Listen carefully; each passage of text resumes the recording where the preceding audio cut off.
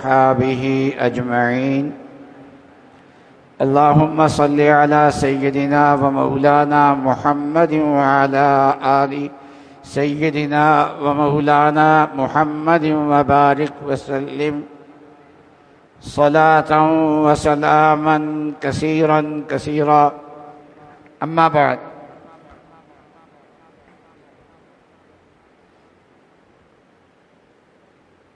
موت ہر انسان کو آنی ہے اور مرنے کے بعد اللہ تبارک و تعالیٰ کے پاس جانا ہے ہم سب نے.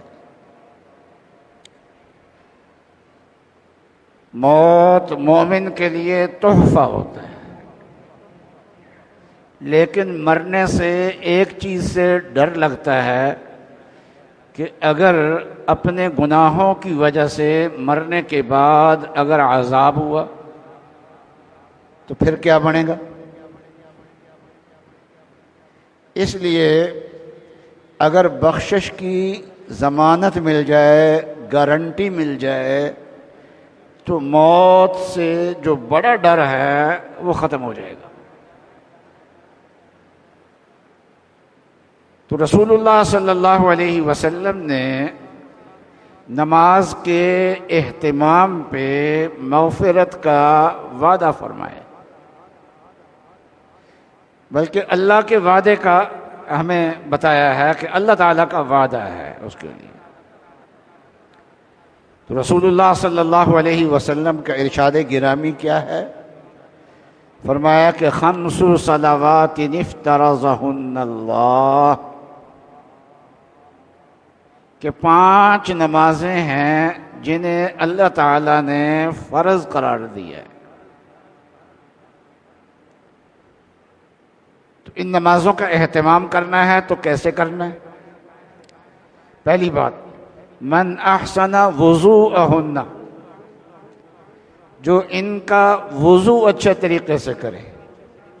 تو وضو سنوار کے کرنا چاہیے، اہتمام کے ساتھ وضو کرنا چاہیے.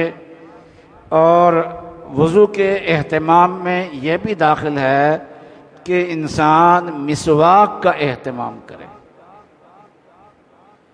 تو اچھے طریقے سے وضو کرے. دوسرا، وصلاہن لوقتہن،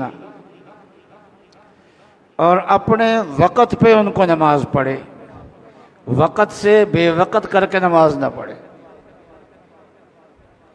تیسری بات ارشاد فرمائی وَأَتَمَّ رُكُوعَهُنَّ، کہ نماز کے رکوع کو مکمل کرے. اصل میں نماز میں 3 چیزیں ہیں. نماز کے ظاہری ارکان ہیں، اور ان ارکان میں پڑھی جانے والے اذکار یا تلاوت ہے. اور تیسرا چیز ہے نماز میں دھیان، اس کو خشوع کہہ دیتے ہیں.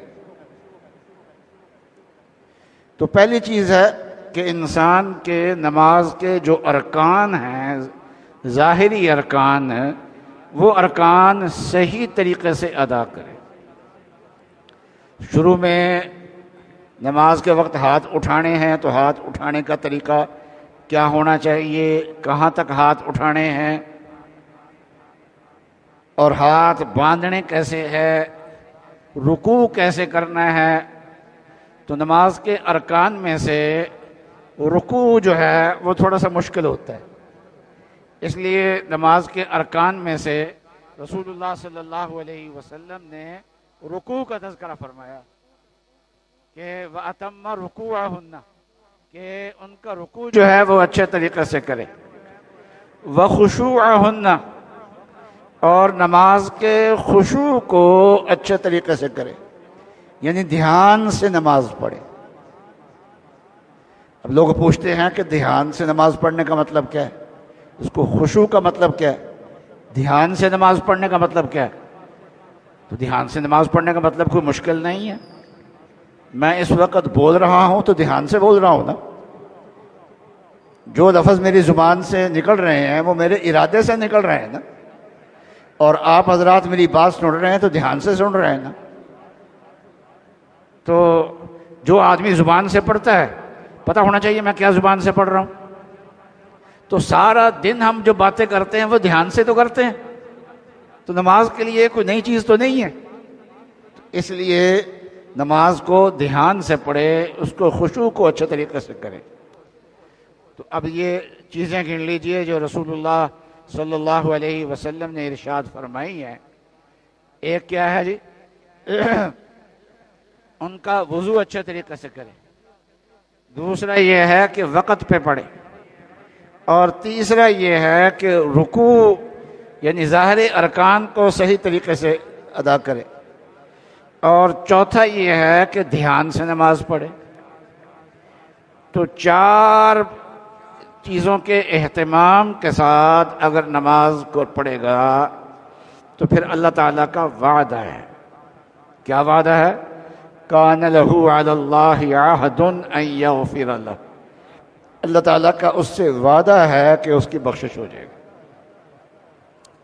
ومن لم یفعل, اور جس نے اس کا اہتمام نہیں کیا, اس نماز کا اہتمام نہیں کیا ان 4 باتوں کے ساتھ, تو فلیس لہ علی اللہ عہد, تو اللہ تعالیٰ کا اس سے کوئی وعدہ وعدہ کوئی نہیں ہے.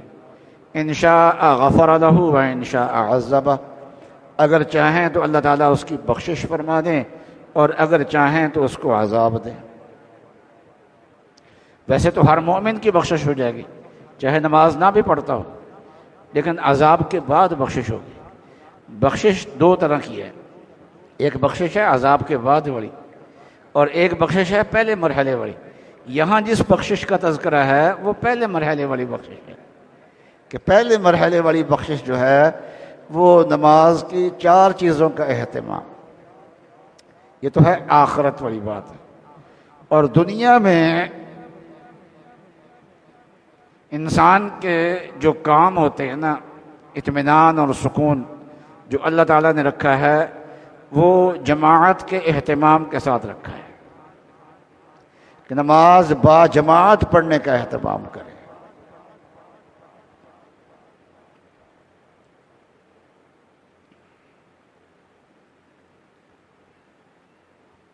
ہاں کوئی عذر ہو, بیماری کا عذر ہے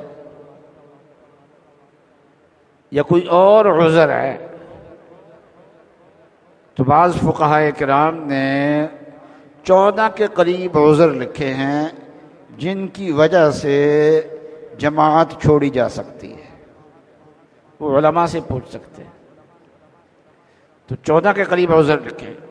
عذر ہو تو الگ بات ہے, لیکن عذر نہیں ہے تو پھر جماعت کے ساتھ نماز پڑھنا واجب ہے, اور مسجد میں آ کے جماعت کے ساتھ نماز پڑھنا بھی واجب ہے. گھر میں جماعت کرانا بھی کافی نہیں ہے, بلکہ مسجد میں آ کے جماعت کرانا, یہ جماعت کے ساتھ نماز پڑھنا یہ ضروری ہے. رسول اللہ صلی اللہ علیہ وسلم نے فرمایا کہ میرا ارادہ یہ بنتا ہے, اس ارادے پہ آپ نے عمل نہیں کیا, کہ میں حکم دوں لکڑیاں اکٹھی کی جائے, ایندھن اکٹھا کیا جائے, اور پھر میں اذان کا حکم دوں اذان ہو جائے, جماعت کھڑی کراؤں, جو لوگوں کو نماز پڑھائے, ایک آدمی کو نماز پڑھانے کے لیے امام بنا کے کھڑا کر دوں, اور خود میں ان لوگوں کے گھروں میں جاؤں جو گھروں میں بیٹھے ہوئے ہیں اور نماز پڑھنے کے لیے نہیں آئے, تو میں ان کے گھروں کو آگ لگا دوں.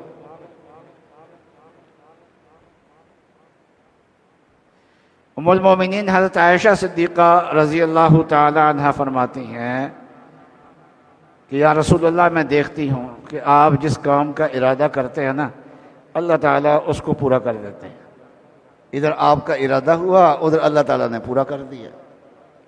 اب یہاں پر بھی حضرت صلی اللہ علیہ وسلم نے آگ لگانے کا ارادہ کیا کہ گھروں کو آگ لگا دی جائے, لیکن لگائی نہیں ہے, لیکن آپ نے لگانی چاہی ہے. تو ظاہر بات ہے کہ حضور صلی اللہ علیہ وسلم کا جو ارادہ ہے وہ خالی تو نہیں جائے گا. تو ہمارے گھروں میں آگ لگے گی, لیکن یہ آگ نہیں, نا اتفاقی کی آگ, نا اتفاقی کی آگ, بے چینی اور بے سکونی کی آگ وہ لگے گی گھر کے اندر ہمارے. اس لیے جماعت کا اہتمام کرنا چاہیے. اور نماز میں چونکہ وضو اچھا کرنا ہے، نماز کو وقت پہ پڑھنا ہے، نماز کے ظاہری ارکان کو صحیح ادا کرنا ہے، نماز دھیان سے پڑھنا ہے، ان سب کاموں کے لیے نماز سیکھنے کی بھی ضرورت ہے. تو کسی سے نماز سیکھنے کا بھی اہتمام کر لینا چاہیے تاکہ جو نماز ہے وہ اللہ کی بارگاہ میں مقبول نماز ہو اور ہماری مغفرت کے لیے وہ کافی ہو جائے. الحمدللہ رب العالمین.